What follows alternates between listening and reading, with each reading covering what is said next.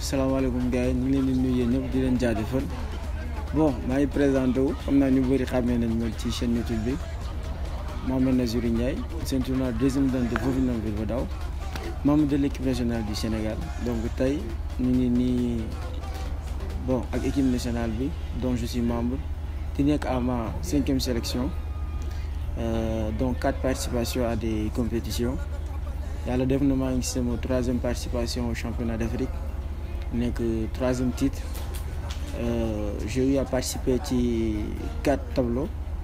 donc yàlla def ma am 3 or. Donc là mooy que ma am ne tableau technique la Songlen Kim mooy combat codifié avec sabre ak combat catégorie moins de 80 kilos mix ak 75 et médaille de bronze en Dongsheng. Donc li ñu gën a retenir ci compétition bi mooy ambiance bi nga xam ne moo nekkoon ci équipe nationale bi vraiment, parce que ñun ñëpp ñoo nekkoon à chaque fois bu ñuy demandoo fenn ñooy ànd, lépp lu kenn di def ñëpp ñooy ànd defandoo ko. Bu kenn di def dara ci benn tableau ñëpp ñoo ciy dugal seen loxo di leen di ko encourager di ko coacher. Gars yi dañu wax ne Sénégal sax dañoo bëri ay coach tellement que bu kenn di wax ñëppay wax acca booy dañ lay galvaniser, dañ lay motiver. Donc esprit boobu noonu la vraiment la bëggoon saluer, di profiter ci occasion bi di féliciter encore tous les membres de l'équipe nationale. Loolu la Sénégal soxla, ñi nga xam ne ay doomam yoo xam ne bu ñu demee ci yeneen dëkk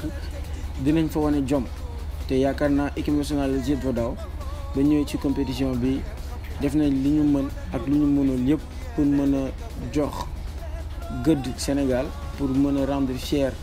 le peuple sénégalais. Affaire yi yombul, que ne c'est des sacrifices, c'est tellement de choses yoo xam ne il faut nga def ko pour mu baax. Donc loolu daal vraiment marqué na ma ci compétition bi.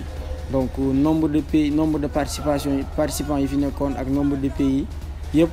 Sénégal bokk ci ñi nga xam ne moom la ñu gën a distingué, pour bañ a wax pays bi ñu gën a distingué ci compétition bi. Loolu honneur la, loolu fierté la, te vraiment loolu kontaan nañ ci. Donc ci loolu nag lay basé wu pour mën a wax suñu autorités yi, même bu dul pour ñun, peut-être li ñuy wax nii du pour ñun, pour ñi ñëw après la, ñu gën a jàppale jëf arts martiaux, ñu gën a jàppale sport de combat yi. Parce que nit kuy taxaw di xeex di jël ay coups di ci gaañu di ci risquer même son avenir, parce que am na blessure yoo xam ne boo ko amee mën naa ne lu bëri dootoo ko mën a defati, waxuma la sax sport. Donc ñooñu noonu war nañu am beneen bët bu ñu leen war a xoolee. Donc jéemuñu def comparaison entre telle ou telle discipline, parce que pour moi toutes les disciplines se valent du moment que ñi koy def dañuy def ay entraînement yu intense. Donc ñi jot a jàll fii yëpp di interview bi wax nañ ne on était en interne une semaine yu intense, 3 séances par jour yoo xam ne da ngay yaakaar ne sax jour yi doo xamee bu lundi ak mardi dootoo ko xamee, tellement que affaire yi day gaaw day metti. Donc yooyu yëpp ñu daj ko pour suñu pays, te réclamé wuñ yaakaar naa loo xam ne waruñ ko am. Donc tout juste pour que gars yi ñu gën ñoo jàppale, ñu ngi koy def, c'est à saluer, te ñu ngi leen remercier ci loolu. Mais xamante nañ te yaakaar naa li nga xam ne war nañ ko yokk ñoom it xam nañ ko. Donc ñu leen di ñaan ñu gën ñoo jàppale, yokk considération bi vraiment, donc pour que ñu mën a viser plus loin, parce que li ñuy def nii 2e place xam nañ on peut avoir plus. Ñun li ñu bëgg mooy au niveau mondial Sénégal am une position vraiment de leader, te incha allah bu ñu jàppalee rek gëm nañ ne dinañ ko am.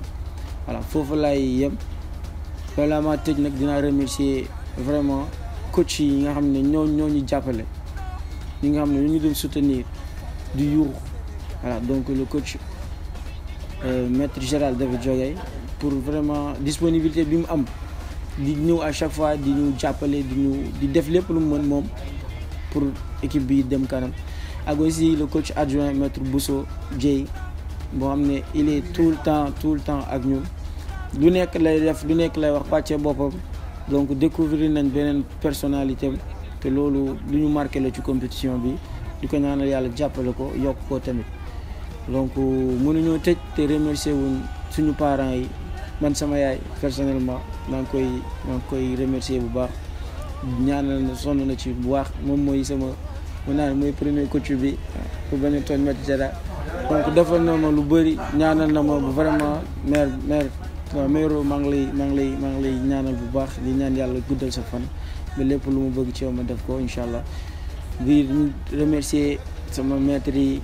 donc ils se reconnaîtront maître yëpp parce que ñun ñëpp ñooñu def ay élèves ñun ñëpp ñooñu def seen élèves te loolu lu ñu kontaan nañ ci bu baax remercier ñi nga xam ne soo suñu partenaire Abdou Salam Dia am na ma sama partenaire ñu koy remercier personnellement remercier suñu club ñi nga xam ne ñooñu formé notre club formateur le club Vodak des Parcelles Assainies remercier ñëpp ñu fa nekk maître Fallou Diokhane professeur Dobo ñu ngi koy remercier bu baax di remercier Mout Seck professeur Seck Ndanar ñu ngi koy remercier bu baax remercier Saint-Noir yi président Pape Alassane Dia ñëpp daal mënuñoo tudd ñëpp mais ñëpp xam nañ leen donc maître yi ñëpp ñu ngi leen di remercier ñi nga xam ne bàyyi nañ seen lépp voilà donc maître Moustapha Fall maître ñëpp ñi nga xam ne daal ñu ngi jàppale maître yi ñu envoyé message maître Maham maître Diédhiou ñëpp daal voilà tudd naa ñëpp daal da ngeen donc di remercier aussi sama élèves yi maa ngi xam ne samay frères lañ waaw donc man sama élèves yi samay frères lañ samay xarit lañ ñoom ñëpp maa ngi leen di remercier ñaanal nañ ma taxawu nañ ma ñoom ñëpp waaw ñi nga xam ne tamit yàlla def na bokku ñoom ci voyage bi on a une pensée ci ñoom yal na leen yàlla jàppale ba beneen yoon lépp lu ñu bokk rek yàlla def ci seen wàll ba ñu ñëw jël ko incha allah wax bu bëri na mais kontaan nañ bu baax jërë ngeen jëf. Salaamaaleykum man la madame Diop ne Samb Aminatou Yacine ceinture noire deuxième dan maa ngi nekk club port autonome de Dakar membre de l'équipe nationale depuis 2009 donc bi moo nekk sama 4e sélection championnat d'Afrique 4e participation après 2009 2015 2017 donc année bii nii 2019 maa ngi am 2 médailles d'or ak benn médaille de bronze benn médaille d'or bi njëkk maa ngi ko amee en combat catégorie dame moins de 57 kilos deuxième médaille d'or bi maa ngi ko amee en self défense dame médaille de bronze bi maa ngi ko amee ci benn coin bu ñuy wax tutu bong fab benn coin ceinture noire la bu nga xam ne góor yi ak jigéen ñoo koy discuter donc j'ai eu la chance ma classé au 3e foofu. man lu ma gën a marqué ci compétition bi mooy le fait que Sénégal dañ accusé au retard parce que chaque année dañ daan dem ñii duñu ñëw ñii di tardé donc année bii nii yàlla dafa def ñëw nañ à l'avance am nañ fi benn séance bu gàtt avant compétition yi donc loolu dafa jouer ci suñu mental ba nga xamante ne bu ñu nekkee stade on a donné le meilleur de nous-mêmes en plus de cela ambiance bi nekkoon ci groupe bi entente bi donc c'est des choses yoo xamante ne daf ñu pousser vers la victoire boo yéegee ci tapis bi sa yeneen borom yi dañ lay encourager des fois da ngay sonn sax mais buñ lay encourager da ngay dem ba da ngay dem ba jeex daal boo naroon lâcher sax doo lâcher ndax loolu donc loolu c'est une bonne chose di ñaan aussi mu continuer incha allah. non Sénégal ren moom li gën a marqué gars yi surtout mooy état d'esprit bu ñu ñëwee parce que dañoo ñëw ak envie de vaincre envie de faire des résultats parce que notre objectif bu ñu ñëw c'était de nous classer premier donc c'était un peu difficile vu que équipe bi on est venu à 11 te pays organisateur bi rek moom bu ñu nekkul une centaine jege nañ ko y a les autres pays frontaliers yi nga xamante ne aussi dañu indi athlètes yu bari donc ñun lu ñu gënoon marqué daal mooy bariwuñu mais on a marqué notre territoire au Burkina. li mu si yokk du bari juste wax ministère des sports que ne franchement il est temps qu'il fasse quelque chose pour ñun parce que ñun ñëpp on est des Sénégalais nous représentons les mêmes couleurs donc dañu war a au moins ñu recevoir ñu au ministère des sports après nag je pense qu'on mérite d'être reçu par le président de la République. waaw ñun nag athlète Viet Vo Dao yi nous demandons beaucoup plus de considération parce que yaakaar naa ne on fait partie des disciplines au Sénégal yi nga xamante ne dañuy dem championnat du monde di indi ay médailles d'or di dem championnat d'Afrique yeneen tournois internationaux yi di def ay résultats donc nous méritons vraiment d'être reçus par le président de la République. voilà di remercier dama commencer fenn fu dul sama famille maa ngi leen di remercier sama papa sama yaay ba ci suuf di leen remercier ci accompagnement bi sama jarbaat yi sama ñëpp quoi dama mën leen fàtte donc maa ngi remercier sama famille maa ngi remercier aussi sama belle famille ñoom aussi pour seen soutien maa ngi remercier ministère des sports ci accompagnement bi bien vrai que am na lu des on aurait souhaité que ne lépp jaar yoon mais am na lu des donc di remercier CNP bi ci kaw ba ci suuf côté administratif bi di remercier suñu ñaari coach yi maître Gérard ak maître Bousso franchement accompagné nañ ñu jàppale nañ ñu jusqu'au bout di wax aussi mention spéciale à mon mari bi nga xamante ne depuis le début il a été compréhensif bàyyi na ma toog Sénégal continuer sama préparation ak équipe nationale bi donc maa ngi koy remercier bu baax di ko wax ne victoire bi moom laa ko dédié maa ngi remercier aussi mairie ville de Dakar di remercier aussi le port autonome de Dakar bi nga xam ne depuis daaw ñu ngi may accompagner di remercier bu baax tonton Sadikh Ababacar Bey bi nga xam ne il n'a ménagé aucun effort pour m'accompagner ci 2 éditions yi ñu jógee muy championnat d'Afrique ak championnat du monde bi passé maa ngi wax ñëpp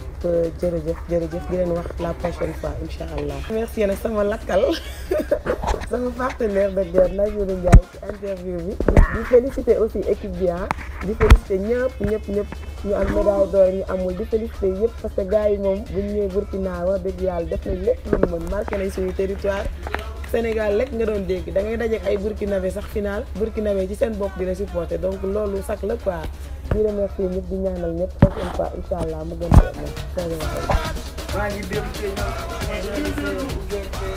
a